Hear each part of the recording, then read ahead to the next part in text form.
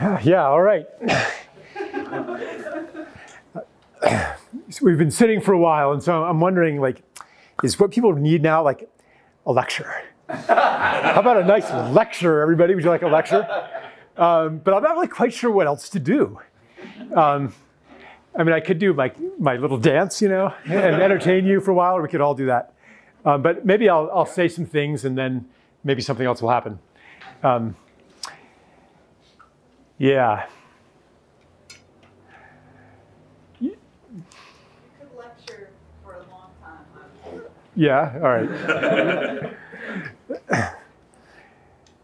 I was appreciating some of those slides, and as I was watching Aaron's presentation, I was thinking of what I might want to say. And I thought I'd pick up on the theme of money, which also came up in some of, I mean, usually when people talk about economics, they're talking about money, which already is part of the problem. Originally, the word economics was a lot broader than money. Really what it is about, it's the way, well, to go back to the root oikos, the ways of keeping home, the ways of taking care of each other.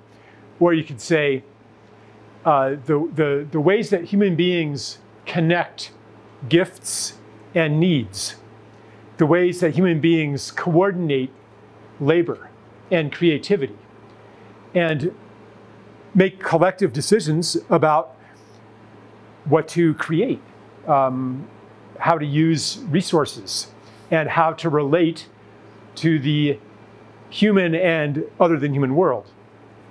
All of that should go under economics. It's understandable why economics has come to mean the study of money, because all of those things I have named are being subsumed underneath the money umbrella. Even in my own lifetime, there's a lot of human activity, a lot of relationships that have become monetized that were not when I was a child, and certainly not when my father was a child. Like, for example, things like well, childcare. We rarely paid for that. When I was a kid, like, it was a rarity that you would send your kid to pre-K. There wasn't such a thing as pre-K because people, not only like housewives watching the kids, but the neighborhood kind of watched the kids. There was always something to do. You'd go outside and you'd play with other kids. Play was not something you purchased. Childcare was not something you purchased. Cooking was not something you purchased. If you go back another generation, entertainment was usually not something you purchased. My father tells when he was a kid, this is the 1940s, every Sunday afternoon, the whole neighborhood would get together. People would have guitars. They would sing folk songs. Where was that? This was awesome. Yeah, and this was not in like, you know, like hippie village. This was in like a normal American suburb in St. Louis. Like, this was normal for human beings. So all of those things and many, many more have migrated into the money realm. And that means that the economy grows. Anytime that you do something for somebody and you're not getting paid, then that does not count as part of the economy. But if you pay for it, like if I say you babysit somebody's kids and you don't pay, and they don't pay you, but then like they have you over for dinner and you don't pay them for dinner. No, that is not considered an economic good and service by an economist. It's only an economic good and service if you go to a restaurant, if you pay a professional babysitter. So here we have more and more of human activity entering into the monetized realm, to the point where you can have like a close friend. And I mean, I've had this experience. Like, I have a friend who does like a certain amount of relationship counseling, you know, but she's kind of thinking of getting into that, you know, but she's not like a professional. And like this was years ago, you know, and I call her up, you know, and get her advice, and she's like, okay, I'm creating a program, you know, and like all of a sudden she wants me to pay for it. Like this is, even friendship migrates into the monetized realm. It's called life coach. You know, the functions, the life coach. like the function that was once served by wise elders, by wise uncles, by wise grandmothers, by shamans, you know, like that function has also become monetized. So when you look at statistics like you were showing about the percentage of the world that lives on less than $10 a day, less than $5 a day, less than $1 a day, how is that possible? Like, could you live on less than $5 a day? Gosh, those people must be miserable, huh? It's possible because they still live to some extent in a gift economy. They source what they need without money. They don't pay for childcare. They don't pay for insurance. Because if your house burns down, then people get together and help you build a new one. You don't pay for you know, movies and things to download on your device. There's things happening in the village. You don't pay for many of the things, and so of course you can live on less than $5 a day. Are you 100 times more miserable than somebody who lives on $500 a day? No. Probably not. Because where do you find the happiest people on earth? Is it in the Hamptons? Or is it in a remote village in Bangladesh? Probably. Or among the Karo? Or like pretty much anywhere if you've traveled the world, you know, even in places where there is like genuine like destitution, like where people are food insecure. Still, they generally speaking, they seem a lot happier. Sometimes community, because they have community, because they have relationships to place, to people, to place, to community, to nature, to the soil, to the water, to the features of the land. They have a name for everything that they see. And it's not just a name. It's not just like you go to your botany app and you can name and memorize the names of these plants. They have a relationship with those plants. Maybe they use it for medicine. Maybe they use it for food. Maybe they use it to make stuff. Maybe they have a story about that particular hill where something happened to my aunt. And so everything is woven together. That's called wealth. When we don't have that, then we need money to at least get some compensation for what has been lost. So how has this happened? Maybe I'll tell you a little story here. I think this is the one I'm going to offer for your book. It's a game of musical chairs, okay? So, I mean, you can imagine us getting together and playing a game of musical chairs. You know how you play, the music plays, and there's how many people here? 50 people, but only 45 chairs are set up. And so when the music turns off, then everybody rushes for a chair, and if you're without a chair, then you lose and you're out of the game, okay? So once upon a time, there was a big game of musical chairs like this. And they made it more interesting, though. Hundreds of people, but a few less chairs than that. 5% less chairs. But if you miss a chair, if you don't get a chair, not only are you out of the game, but you lose your house, and you can't feed your kid, and you don't get medical care. Ooh. All right? Make the game interesting, okay? And then, so the music stops, and everybody goes for the chair, and you see people pushing and elbowing and shoving and just this free-for-all because people are desperate to get a chair. And maybe a few altruistic souls forego their chair and let the pregnant mother have the chair instead. Those are the altruistic exceptions to the general rule of human nature. And watching this melee is a committee consisting of an economist, a politician, who else should we add in there? A priest. How about a priest? Well, that'll count as The Economist. There's some viewers, you know, and a biologist. Let's say that too. And The Economist says, look at that. Human nature maximizing rational self-interest, that proves it. And the biologist says, yep, that's what it is. Just like in nature, maximizing reproductive self-interest, red in tooth and claw. And the politician says, yeah, lucky thing they have us around to keep order.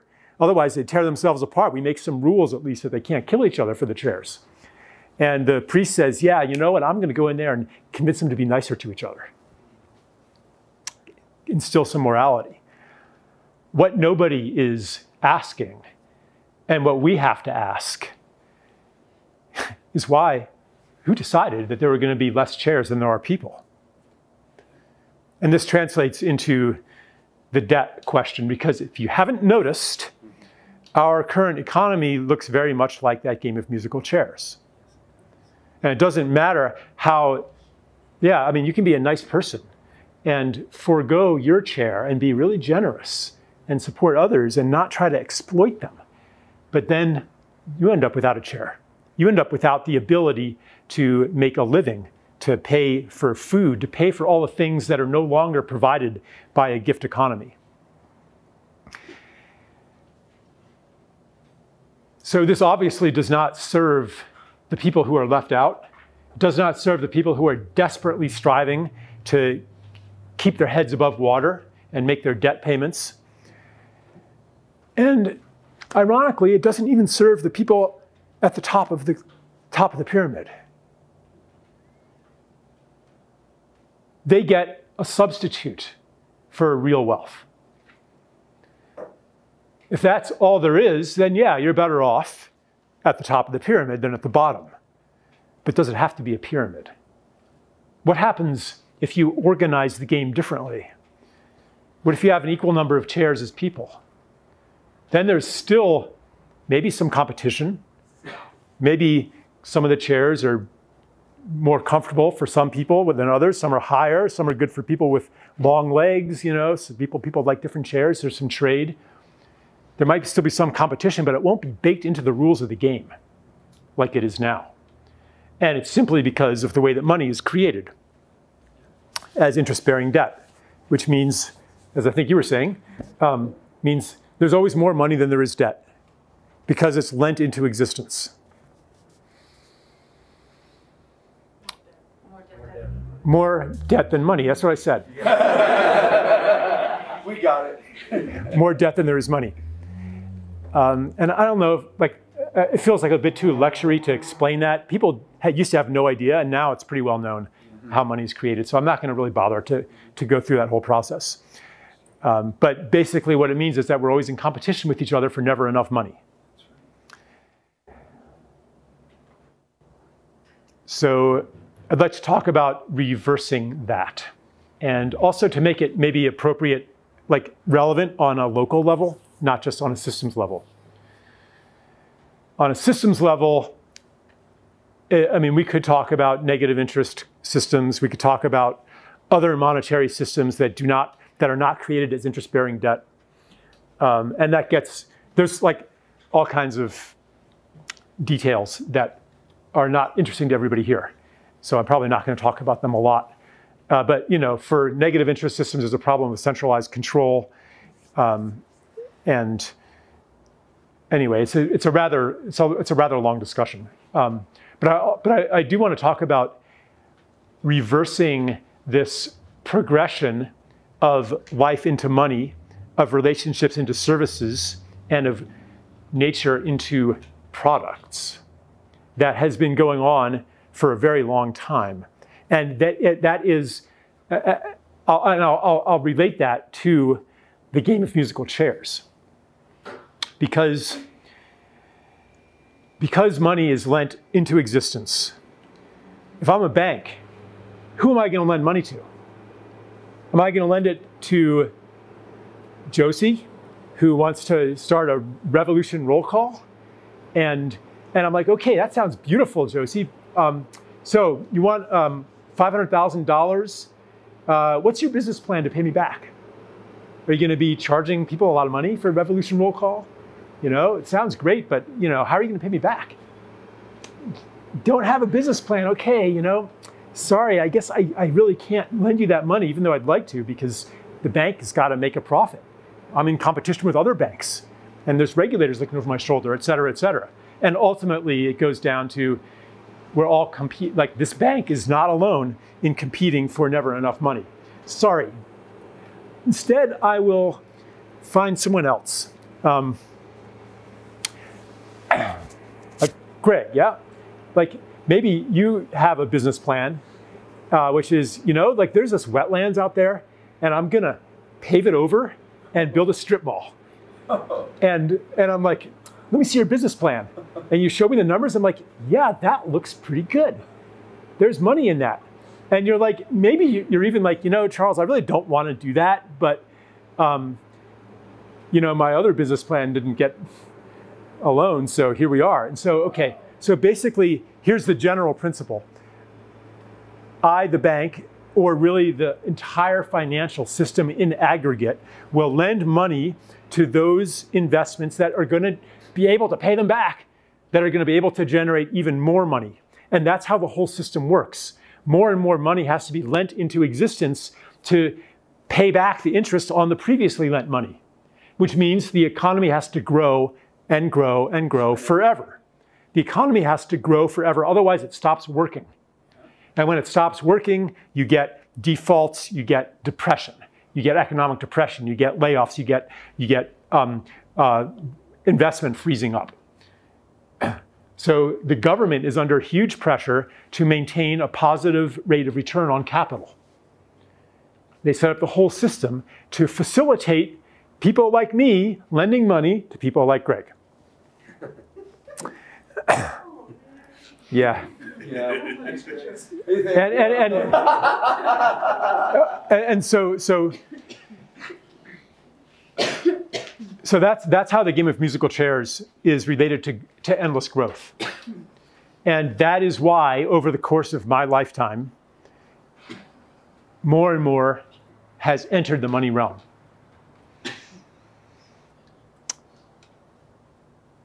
And now we have a chance to go the other direction.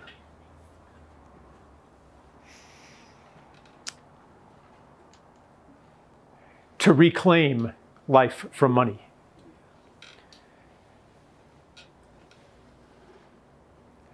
And that part of that is on a systems level. Like all those beautiful organizations that Aaron showed us, they're kind of going against the current. Not everybody can do that in the current system. A systems change is necessary too. However, what these companies and organizations and individuals are doing is they're creating a template for a different kind of economy. And they're normalizing a different way of thinking. And they're creating relationships that are kind of on the margins of the dominant system now, but if and when the dominant system freezes up and collapses, or there's a moment of crisis where we awaken to the choice that is actually inherent in our systems that we have been blind to, then we have the seed of something new.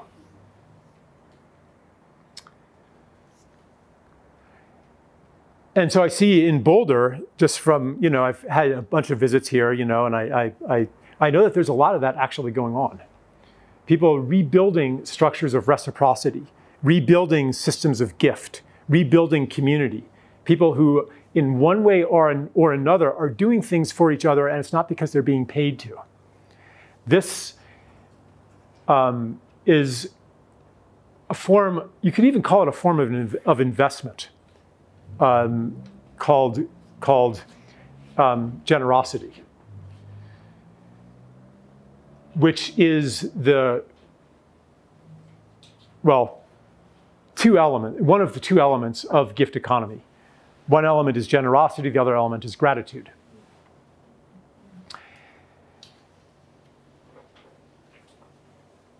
Yeah. One time I was speaking at an economics conference. Obviously, it was not a mainstream one. And the speaker before me, God, I haven't told the story for a long time. I don't talk about sacred economics that much anymore because I wrote that book like quite a long time ago. But anyways, the speaker before me was talking about the delusion of what he called fiat currency and the necessity to move to gold. And he said, it's all going to fall apart and you better have physical gold. And okay, for one thing, I'm going to detour from my detour here. Like, there's nothing wrong with fiat currency. What fiat means is to declare something into existence. And money fundamentally is a declaration. It is an agreement among human beings. It is a story of value. Even gold actually has value because people agree that it has value. It's true. I mean, yeah, it's kind of useful. You can make pretty things out of it. It's good for electronics, you know. But if it were that useful, then it would not be the case that 2/3 of all the gold ever mined is sitting in vaults. Yeah. Dug with intense effort from one hole in the ground and put in another hole in the ground. And it's economically, I mean, environmentally devastating. Scarcity. Gold mining. Yeah, it's insane. Anyway, so there's nothing wrong with fiat. And in fact, we have to actually embrace the social and political dimension of money. It is about human agreement. We cannot escape that and export that onto an algorithm. And I'm not saying that, I'm not actually against cryptocurrency. I'm just saying that those politics then just take a step backward and they're embodied in the algorithm itself. Who decides what algorithm to use? Who decides who gets to create money? That is a sacred function. The creation of money is a sacred function. In every society, ancient societies, it was the king or the temple that created money. And so today, it is the Federal Reserve that creates money. That can be questioned, but we have to remember that it is a sacred function. Anyway, so I got up and I gave my talk, and one of the questions was, well, Charles, what do you think about gold? You know, don't you think that we should have some physical gold in case of economic collapse? And I said, if there's a collapse to that degree where like even the dollar is worthless, probably the most dangerous thing you could do is have large amounts of physical gold. Because men with guns will come and take your gold. And unless you're gonna, like, unless you aspire to be a warlord, you know, and like hire lots of guys with guns, you know, and pay them and prevent them from like taking the gold, you know, and having some system of control. Like, I don't know, maybe some of us are cut out to be a warlord here. But like most people probably don't have that particular skill set. So You know one person who does in yeah. this country, and we did not go to his South place. America, Yeah, so, okay, so there are guys who do that, but generally speaking, you know, men with guns will come and take your gold. You don't want to have a lot of gold. What do you want? What survives collapse? What survives crisis? Yeah, community. Yeah, people will come to your bunker and take all your stuff, you know? Like, and even if they don't, even if you have your AR-47s and you're like protecting it all, what kind of life is that? That kind of sucks. So as I said, the best investment you can make is generosity. Because whatever you give to the community and you generate that goodwill and you generate those structures of taking care of each other, that is an investment. That is a savings account that fires cannot burn and thieves cannot steal. What you give is the only thing that cannot be taken. When through a transition in state, and that's actually even true through the death process. Like, it's the same basic energetic configuration. There you are in your deathbed, and you can't take any of it with you, can you? Nope. Can't take your money, can't take your possessions, you can't take your reputation. You know, wherever you're going, no one remembers what you did here. You know, you can't take anything with you. What do you think about in those times? What is in the world and cannot be lost? It's what you've given to the world. And at some point in their lives, everybody realizes this. And as death approaches, that realization becomes more and more lucid. And you see, at least in a society with healthy transitions to elderhood, you see that is what elderhood is. It's an elder is somebody who knows they're going to die and has really taken that in. And they become very generous. They're not ambitious anymore.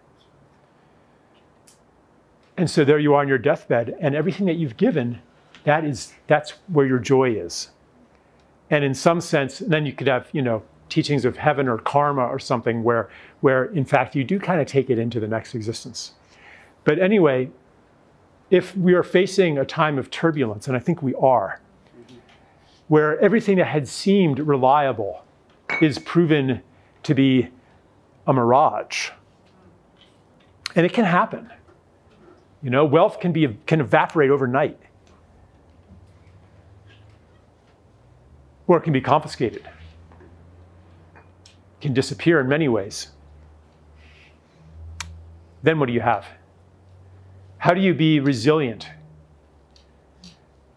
in coming times? It's a kind of a paradox. That question might come from self-interest. How do I protect myself in coming times? But the answer is that it can't be just about myself. It's the community that I forge, and community is built from two elements, from gift and from story.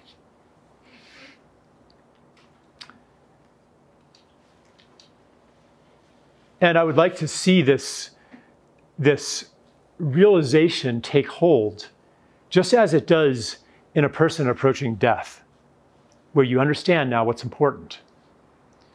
I would like it to take hold in a civilization and in a society that is also in a death process.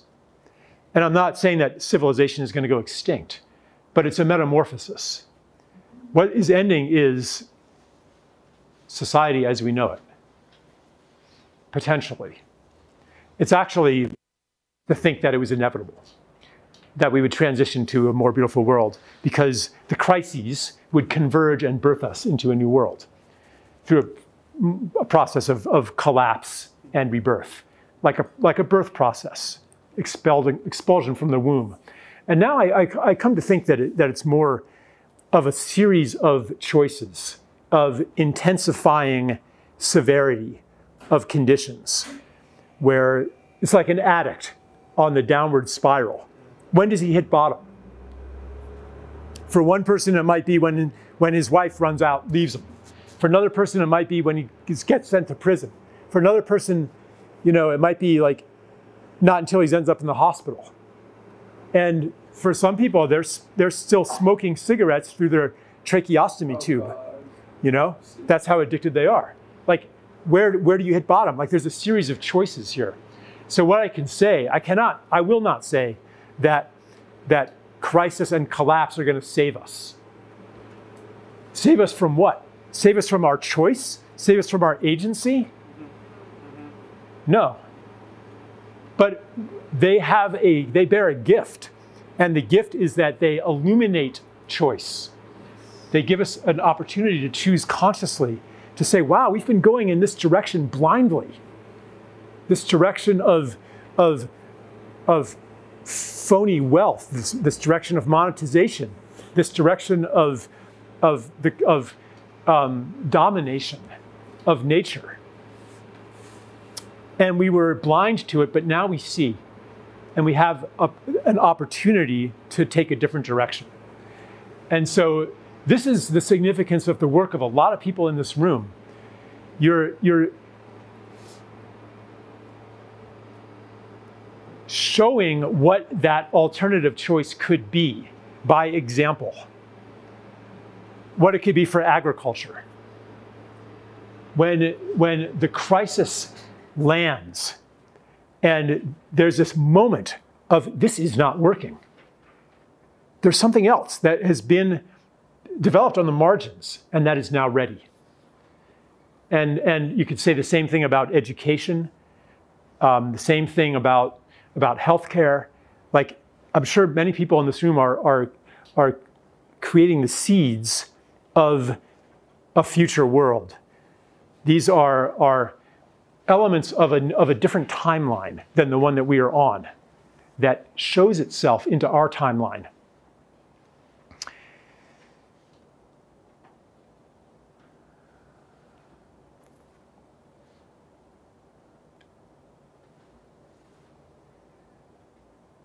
And I would also say maybe that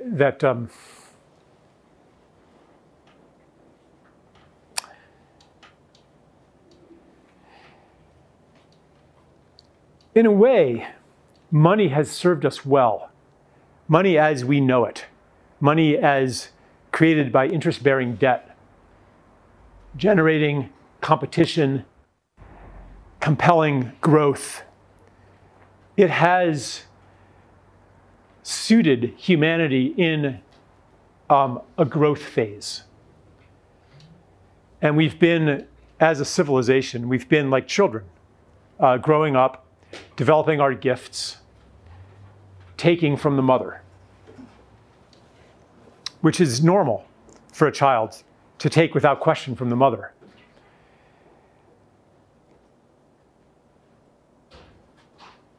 That time is, or should be, ending. And we're understanding that now. We're understanding that there's a limit to what we can take if we want to have a living planet. I don't think ecological collapse is going to save us either, though. The future that I'm afraid of is not one where we destroy the environment and we go extinct. That's not as bad as what I'm afraid of, which is that we destroy the environment and we don't go extinct. Oh. And we live on an entire planet that's been made into one big toxic waste dump and parking lot with almost nothing alive. And and growing all our food in factories and hydroponics farms, lab grown meat, you know, like precision fermentation, carbon capture machines to modulate the atmosphere, you know, bleaching the sky white with sulfur aerosols and aluminum particles. I mean, these experiments are already happening. Actually, everything I'm saying is underway. I mean, you think that we just would not accept a dead planet? Well, guess what? We're already 2/3 of the way there. Do you guys know about the insect apocalypse? Yep. You know, like somewhere, depending on the place, 80 to 94% of insects are gone. You don't see bug splatter on the windshield anymore, do you? Mm-hmm. What happened? I haven't seen that in about a decade or more. Yeah. I mean, it used to be like you'd have to have your windshield wipers on sometimes. I remember. Yeah. What happened to that? Gone. You know? So we're already like 80 or 90% of the way there. If we're going to change, it isn't going to be because we're finally forced to change. That would have already happened. It's already bad. It has to be a choice. A choice of what?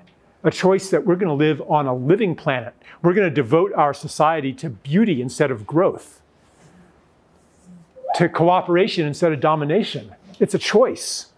And that choice lands on us personally every day. And through the personal choices we make every day, we issue a declaration to God, a prayer that says, here is what I want. Here is what I'm praying for, and I'm proving it by my choice. We're making a statement about human nature. Here is the choice a human being does when there is a choice between life and control, between life and safety, between gift and domination. Here's the choice a human being makes. And each one of those choices generates a morphic field, and the same choices start happening everywhere else. So it's a choice. And I guess I want to, you know, and this is something like, so like obviously here, this is what you might call a spiritual dimension to economics. Like, yeah, your individual choice, there's no rational pathway by which that's going to change the entire system. But for sure, if you do not make that choice, what hope do you have that those in power will make the equivalent choice? Or anybody will make that choice if you're not making it. And that's why I like to say that cowardice births despair. So we see that there's a spiritual dimension to the economic question, which is kind of obvious, right? Like we look at the economic crisis and we know that this isn't just like some technical tweak that we can make to fix the problem. This crisis goes all the way down to the bottom of what it is to be human in our time. And what we are called to do is to launch a different kind of human beingness than what we have been brought up in. A different relationship to each other, a different relationship to the world. A relationship where it's not just taking from the mother anymore because we've fallen in love. And this is a mature love relationship that we are being invited into. Again, we're not going to be forced into love. We're not going to be scared into love. We're not going to be bribed into love. We're not going to be threatened into love. And that's some of the biggest strategic and rhetorical errors of the environmental movement. To try to bribe and threaten people into love. No, that's not how it works. It's a choice. And the choice is not just to take, but to give also. To co-create. That's what mature love is. And so we don't just strip from the soil. We know that and it's not just like a self-interested calculation that if I enrich the soil and build the soil, that it'll be good for me too. I love the soil. I'm a partner with the soil. I love the worms. I love the biodiversity. I feel at home again. I feel wealthy again because I'm in relationship to all these beings. It's not just a medium for growth. It is a community, and I'm part of that community. That's what we want. That's the choice that we face. And that soil, and you could talk about that in many, many other realms.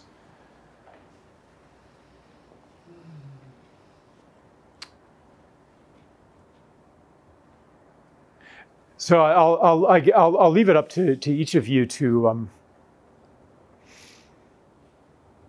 sense the presence of that choice in your own lives. And I don't want this to be like an exhortation to start choosing. No, it's more like first a moment of like inner celebration and acknowledgement for like the choices that you've already made that are in service to a more beautiful world, that are in service to life, that are coming from love of this beautiful planet. And to know that none of those choices were in vain, even if your campaign failed in its objective to stop fracking or something like that. It still made a statement. It still created a morphic field. And so to celebrate the choices that you have made, and then also to nod to that part of you that is ready and willing to continue making such choices and to bring them to new areas of your life where they have not been active before. And acknowledging that readiness starts a process in motion where you don't have to force yourself to do it. This is not another arena for domination, inner domination, a war on the self that reflects the war on nature. You see like the ways of the old story are very subtle. They come out even sometimes in our efforts to build a life in a new story. So yeah, thank you for honoring me with this invitation and with your attention. And, Thank you. Yeah. That was beautiful. Thank you.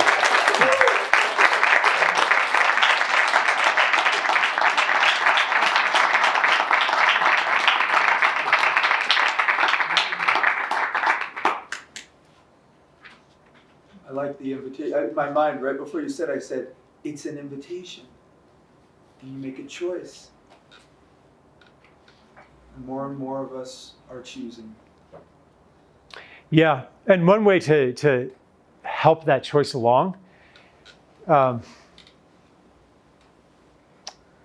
is to know it's the opposite of what the economist, biologist, politician, and priest thought about the people playing musical chairs, that they're in it for themselves and so forth. It's to actually be able to relate to other people and know that they want to make that choice.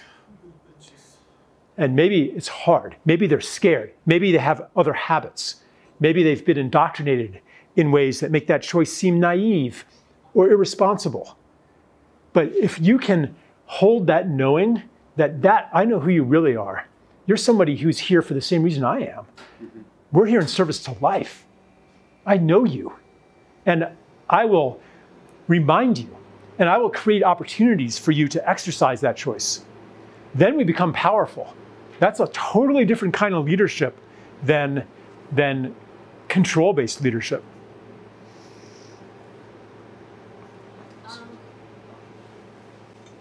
Yeah, I was pointing to you. Okay, cool. Yeah. My name's Lucia. Thank you for a great talk. If you could speak up, that would be great. Oh, that was me speaking very loudly. My name is Lucia. Thank you for a great talk. What do you think of the role of carbon markets as a mechanism for incentivizing more people to regenerate nature as our current moment? I think carbon markets are very limited in the benefit that they can have, and often they have a perverse effect. They make things worse. Because the main thing is there's a lot more to ecology than carbon. Earth is alive.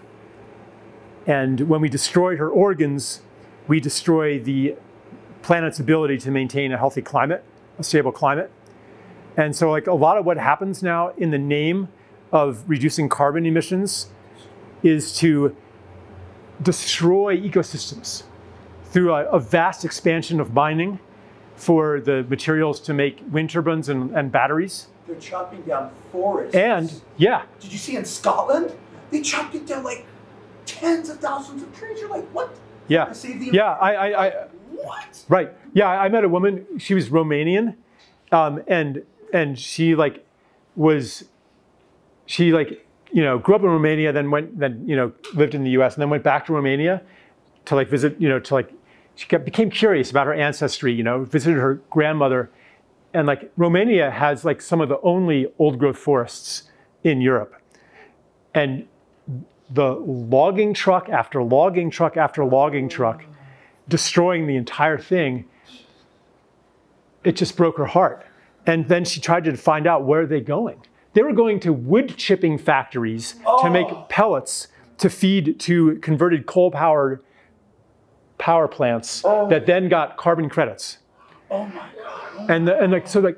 What's the problem here? It's insane. The problem is when we imagine that we can measure, assign a metric, a single quantity to ecological health, and then monetize that metric, then we're gonna run into all kinds of problems like that, because the people who design the metrics are going to be the same people who profit from them. Yeah.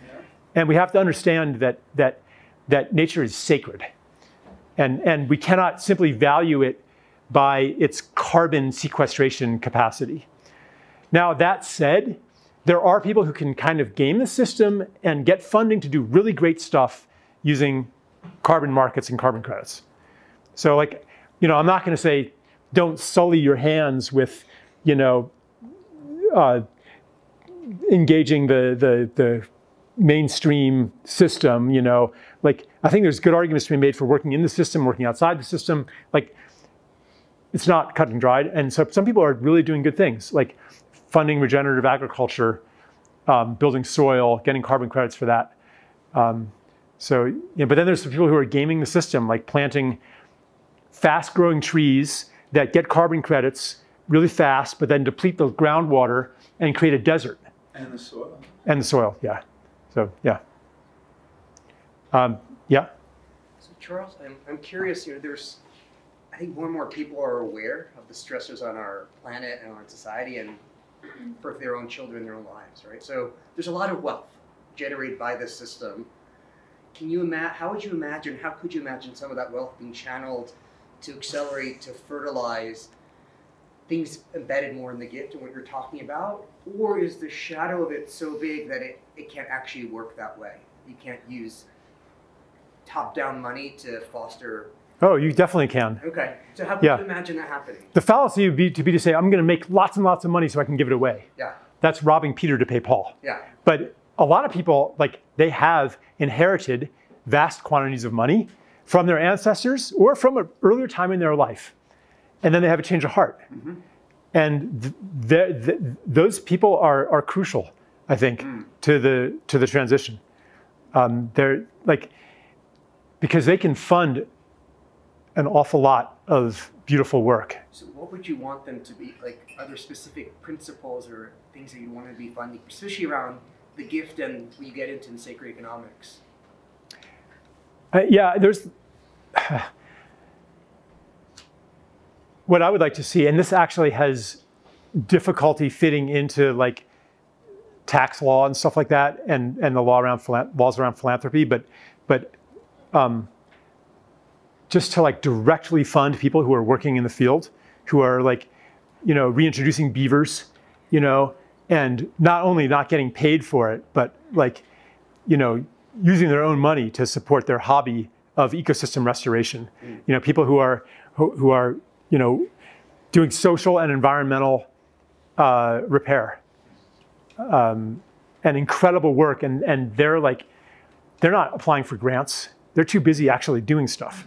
All the best projects are on a shoestring because they don't have grant writers and they're not on the radar of philanthropists, and sometimes they don't even fit into philanthropic paradigms. So they don't have a 501c3 or right, they don't have a 501c3. They don't have an organization of that scale. So, but I'm not going to say here's the one thing that should be funded. It's very much about relationship. It's the thing that should be funded is the thing that moves you. It's the thing that gets under your skin. It's the thing that you're not just throwing money at it, but you have a relationship. Yeah. One thing when I think about the choice, right? I crave if there was just one choice to make, but unfortunately there's a million possible choices. And I'm curious specifically about how you think about making choices that are trying to do good within the system. And when I say the system, I mean the monetary system versus ones without. So it's you could use your current capital to, remove yourself from the money economy, in the sense, turn that into tangible resources, turn that into generosity, and create a community with that. Or you could look for a way to invest it in a systemic thing that's operating within the monetary system that's hopefully going to change things at a higher level. How do you think about those types of options? It's very practical. You gather as much information as you can, and then you choose based not on that information at all, but based on the alchemical effect that the information has when you take it in, and it forms your perceptions and your care, and then and the relationships that you develop, and then something is inspiring to you.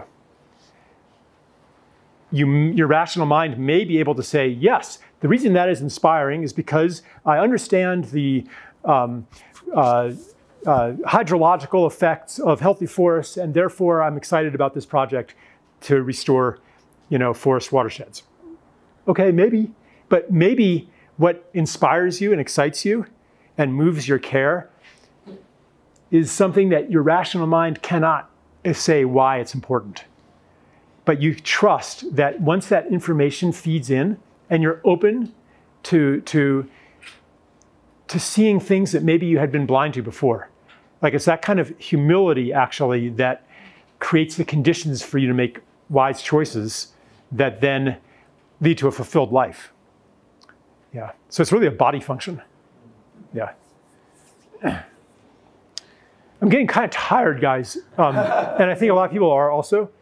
So maybe one or two more or something. Yeah, I just want to add here when I hear you speaking about, like, I was imagining these musical chairs, and I was imagining what happens if actually we decide to like stack them all together, or where we make a pyramid out of them, or when we decide actually we don't want to sit anyway. Yeah, and we don't want to play the game. And you alluded to some of the mystery works, and like I wanted to say that Charles is speaking tomorrow. Some of you I hope have tickets, and we will have live stream and reporting on mysteryworks.com. And you mentioned Revolution Roll Call. Do you mind if I speak to this piece Please. here?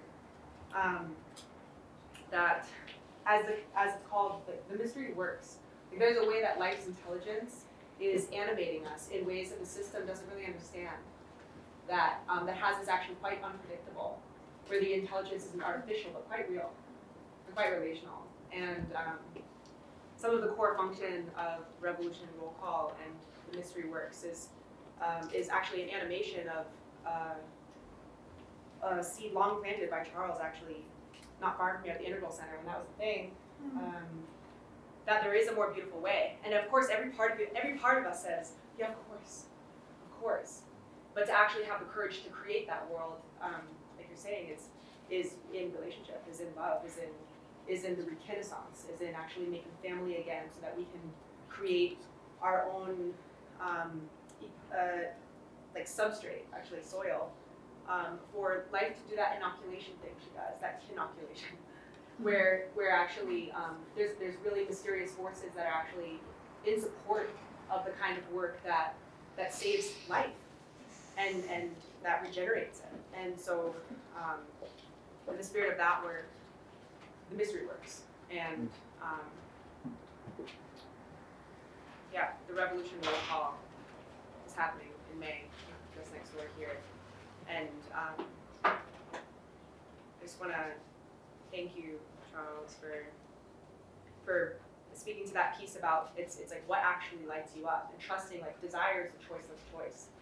And that's actually how the evolutionary impulse works, is when we're like, I don't know why, but I love this. I don't know why, but I give this everything.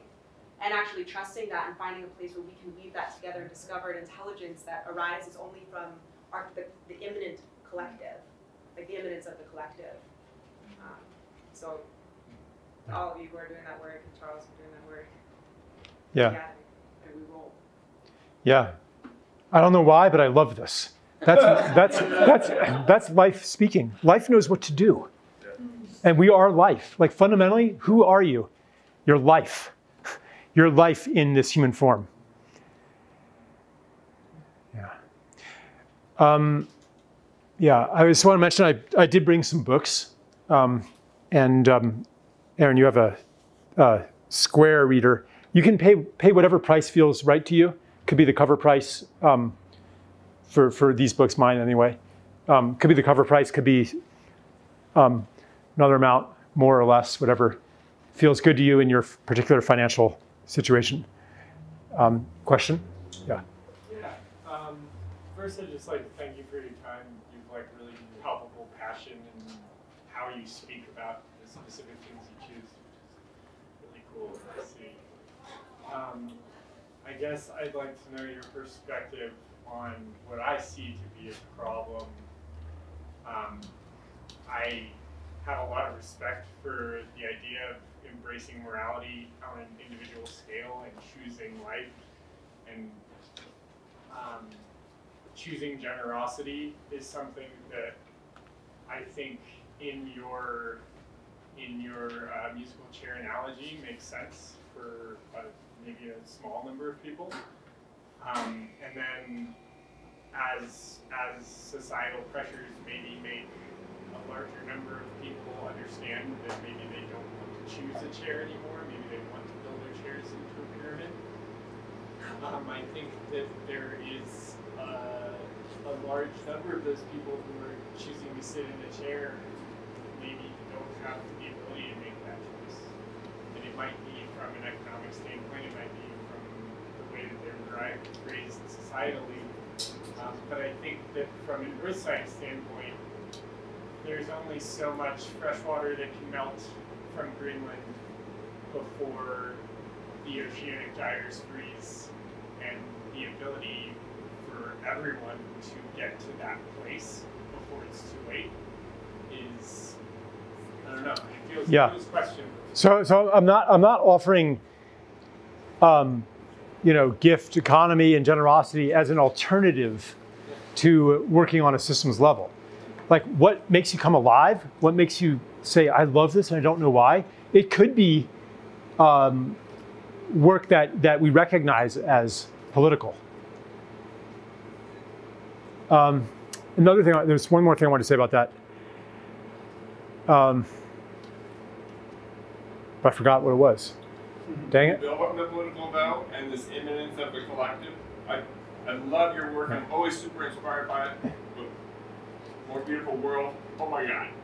So we all get that, but I'm just interested, and I should know, but I don't, how it just seems under reported about the amazing political opportunity that we have. We have a better way here. It'll work great.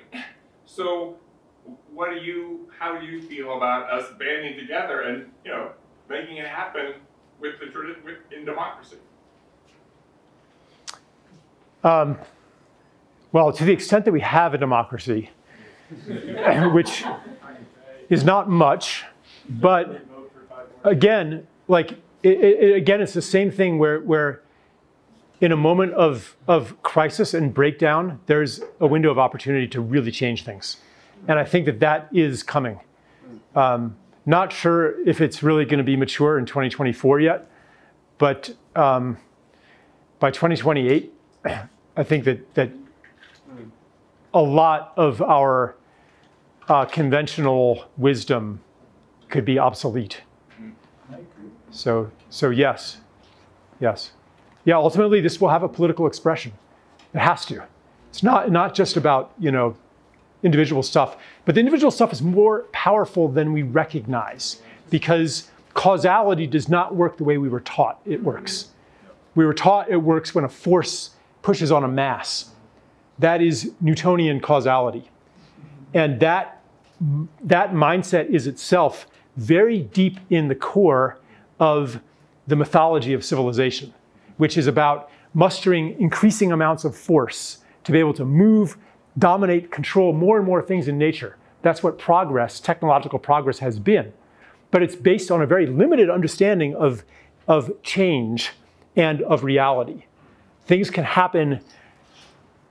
I mean, what we think of as possible is a very narrow part of the spectrum of possibility. And and we tend to like take those anomalous things and kind of shunt them off into an alternative reality and say and keep them out of political conversations. But I don't think that our politics is ever going to change if we keep those things out that are actually coming from the worldview that we want to express in politics. And that's why it's so important for me, like to constantly dip into the well of that which is outside the limits of conventional reality. You know, and I just recently read Malidoma Some's book of Water and Spirit. You know, like beautiful book. Get the recorded version, because it's him not just reading the book, it's him speaking the book. Beautiful, you know. And you listen to a work like that, and you're like, okay, if I really take this in and accept it as real, not through a patronizing anthropological lens, not through the patronizing lens of, well, we must respect other cultures, but actually, like, this actually happens, this is actually possible, what does that do to your life when you feed that information through your intellect into your body? What different choices will you make? What assumptions were you holding that are not necessarily true about how change happens in the world? So this is important, you know, that we are more powerful than we were taught. Yeah. I would just like to add that Gaia is a very abundant planet. She provides freely. You just have to tap into that flow. It's the scarcity mentality is what causes people to think that they have to hoard. The active vacuum has infinite energy density. All we have to do is tap into that. It's ubiquitously all around us. We just have to tap into the natural flow of the universe for what already is, and right now we're working upstream. Yeah. Yeah. Thanks. Yeah. Gosh, I'm getting tired, guys. I'm trying to set a boundary here. Would you like to wrap up, or do you want a chair, or would it make you comfortable? I feel like it's time to wrap up. Time to wrap up? Yeah, because there's like more and more. I mean, this is like really beautiful, and I mean, this is also why, like, I mean, another thing for community, you know, to really, to fertilize these ideas and yeah, I'll be back in Boulder, but really thank you everybody for your attention. Thank you, Charles.